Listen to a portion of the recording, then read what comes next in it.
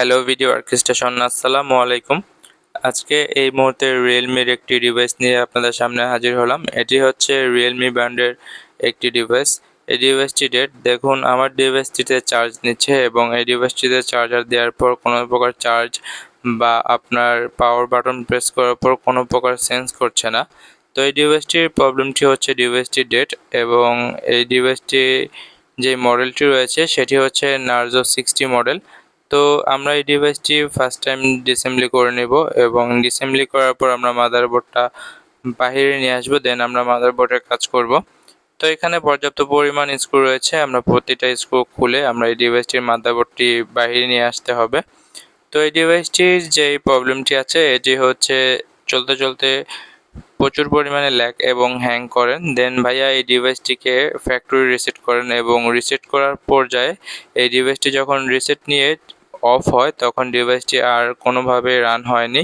তো ভাইয়া পর্যাপ্ত চেষ্টা করেছেন, যখন এটি রান না হচ্ছে তখন তিনি আমাদের সাথে যোগাযোগ করেন এবং এই ডিভাইসটি নিয়ে আমাদের শপে চলে আসেন। তো আমরা এই ডিভাইসটি যতটুকু চেকিং আছে বা যা যা করা দরকার আমরা সব করে দেখেছি। এই ডিভাইসটির অ্যাকচুয়াল প্রবলেম হচ্ছে প্রসেসর থেকে। এখনকার যেই ডিভাইসগুলি বাজারে আছে বা আপনার এখন যে ডিভাইসগুলি নতুন লঞ্চ হচ্ছে, মোটামুটি প্রত্যেকটা ডিভাইসেরই হচ্ছে আপনার দেখা যাচ্ছে প্রসেসর রিলেটেড ইস্যু থাকে। তো এটিও হচ্ছে প্রসেসর ইস্যুই, আমরা এটি চেক করেছি। তো আমরা এটির প্রসেসরটি রিভলভ করব, আশা করি আমাদের যে প্রবলেমটা রয়েছে ডেট সেটি আসলে সলভ হয়ে যাবে। তো আমাদের এই প্রসেসরটি হচ্ছে আপনার মিডিয়াটেকের এমটি আপনার 6833B একটি প্রসেসর, যেটি কিনা আপনার 5G একটি প্রসেসর। তো এই প্রসেসরের যেই চারপাশে গ্লুগুলো রয়েছে প্রত্যেকটা গ্লুই রিমুভ করতে হবে, কেননা দেখা যায় এই গ্লুগুলো রিমুভ না করতে পারলে তো আপনার এই মাদারবোর্ডের যেই কর্নার দিয়ে এই গ্লুগুলো থাকবে সেখান থেকে লাইন উঠে যাওয়া বা ছিঁড়ে যাওয়ার সম্ভাবনা থাকে। তো আমাদের পেস্টগুলো কাটা হয়ে গিয়েছে, আলহামদুলিল্লাহ আমরা প্রসেসরটা রিমুভ করে নিলাম এবং আমি যথেষ্ট পরিমাণ জায়গা থাকায় আমি মাদারবোর্ডটির কোনো প্রকার শিল্ড রিমুভ করিনি।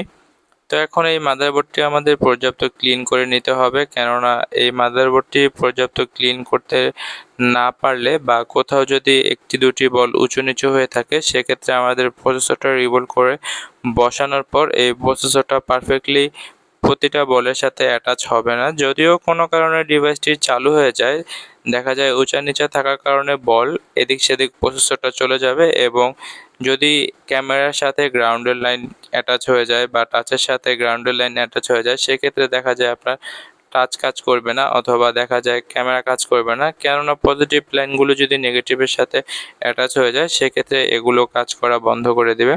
তাই সেই বিষয়ে খেয়াল রাখতে হবে যে আমাদের মাদারবোর্ডের যেই ক্লিনের বিষয়টি রয়েছে এটি পারফেক্টলি করতে হবে এবং মাদারবোর্ডটি পারফেক্ট ক্লিন করার পর প্রসেসরটি পারফেক্ট ক্লিন করে রিভলভ করে এটি সেট করতে হবে। দেন আমাদের একটি রেজাল্ট আসবে যে আমাদের ডিভাইসটির কি হয়।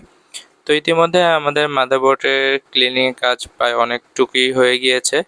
তো আপনাদের যাদের এই মাদারবোর্ড রিলেটেড প্রবলেম রয়েছে, দেখা যাচ্ছে টাচ কাজ না করা, ক্যামেরা কাজ না করা বা সিম কার্ড ডিটেক্ট না করা, হুট করে ডিভাইস ডেড হয়ে যাওয়া বা সাউন্ড চলে যাওয়া, পোকো যেমন কিছু কিছু বিষয় রয়েছে আপনার পোকো X3, X3 প্রো বা X2, note 10 pro, pro max এবং নোট 10 এই ডিভাইসগুলির দেখা যাচ্ছে আপনার প্রসেসর রিলেটেড সমস্যা খুবই বেশি।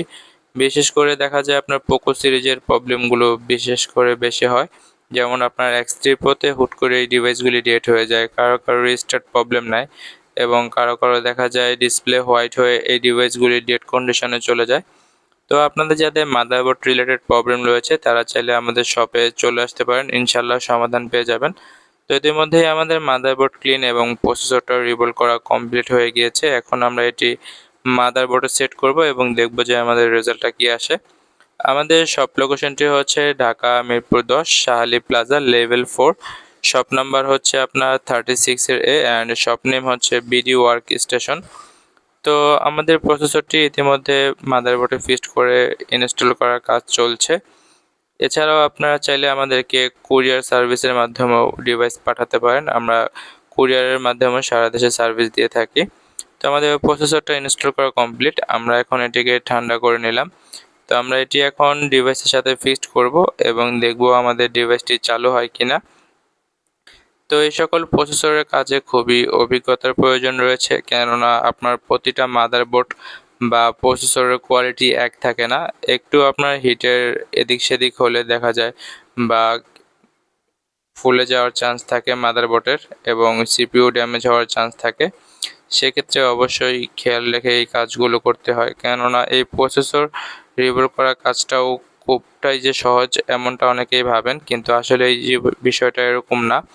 এগুলো একটি বিষয়, অভিজ্ঞতার অনেক কিছুই রয়েছে, কেননা এক এক প্রসেসর এক এক রকম টাইপ থাকে। কোন মাদারবোর্ড কিভাবে কাজ করতে হয় সেই বিষয়গুলোরও একটা আইডিয়া থাকতে হয়, এবং শুধু যে প্রসেসর কাজ জানলেই হয় বিষয়টা এরকম না। অনেক কাজ করে আস্তে আস্তে একটা স্টেপে গিয়ে প্রসেসরে কাজ করতে হয় এবং বেসিক অনেক কিছুই জানা প্রয়োজন, কেননা বেসিক না জানলে কখনোই প্রসেসরে কাজ করা পসিবল হয় না। তো আমরা ডিভাইসটির মোটামুটি ক্যামেরা এবং মাদারবোর্ড সব কিছুই সেট করে রেখেছি। তো আমরা এখন এই ডিভাইসটির প্রতিটা স্ক্রু সেট করব। সেট করার পর আমরা ডিভাইসটি চেক করব যে আমাদের ডিভাইসটি চালু হয় কিনা এবং আমাদের ডিভাইসটির যেই প্রবলেম ছিল সেটি সলভ হয়েছে কিনা। এই ডিভাইসগুলিতে দেখা যায় আপনার মিডিয়াটেকের যে প্রসেসরটি রয়েছে, এই প্রসেসরটি আরও অনেকগুলো ডিভাইসেই আপনার রয়েছে। আমি সেগুলোতেও এই ডিভাইসের প্রসেসর রিবুট করে সলভ করেছি। এই প্রসেসরটাতেও restart issue, date issue problem রয়েছে। তো আমাদের সবগুলো স্ক্রু লাগানো কমপ্লিট হয়ে গিয়েছে। এখন আমরা চেক করি। তো আলহামদুলিল্লাহ, দেখুন আমাদের ডিভাইসটি চালু হয়ে গিয়েছে এবং রিয়েলমি লেখা চলে আসছে। ডিভাইসটি ফুল ওপেন হয়ে গিয়েছে। তো আলহামদুলিল্লাহ, আজকের মতো এখানেই। সবাই সুস্থ থাকবেন, ভালো থাকবেন এবং ভিডিওটি ভালো লাগলে অবশ্যই শেয়ার করে দিবেন। আল্লাহ হাফেজ।